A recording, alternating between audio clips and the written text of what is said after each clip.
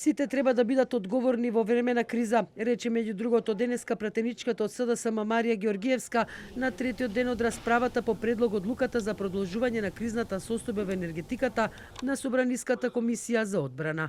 Ваквиот став на Георгиевска доаѓа откако опозицијските пратеници обвинија власта дека е неспособна да се справи со кризата и дека некој мора да понесе одговорност. А Марија Петрушевска од ВМРО ДПМН пак кажа дека енергетската криза има две лица. Првото е сиромаштијата изразена преку граѓаните и високите сметки за струја, и второто профитот, а синоним за него е СДСМ и премиерот Димитар Ковачевски. Енергетска криза или криза без крај.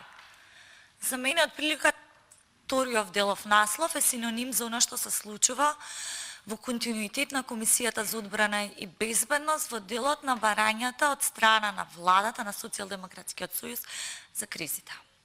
Она сето што го кажувавте како ваша констатација, дека е доведена состојбата со енергетиката во државата до на колена и дека вие ја донесовте до таа состојба, јас би се сложила со вас дека сносиме сите одговорност. Европратеникот Рајнхард Бутекофер, кој денеска беше во посета на Македонското собрание, изјави дека кризата ќе биде тешка за сите земји и затоа сега мора да се преземат мерки кои можеби досега биле и незамисливи. Едноставно не можеме да гарантираме дека во зима ќе има струја, не само за граѓаните, туку и за бизнисите, особено за малите бизниси.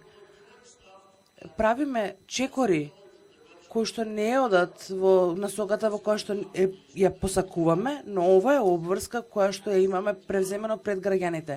Кризната состојба во енергетиката истекува на 30 овој месец, до кога пратениците треба да се изјаснат дали ќе го поддржат предлогот на владата во Македонија да биде продолжена кризната состојба се до завршувањето на предстојната грејна сезона, односно до 30 април 2023 година.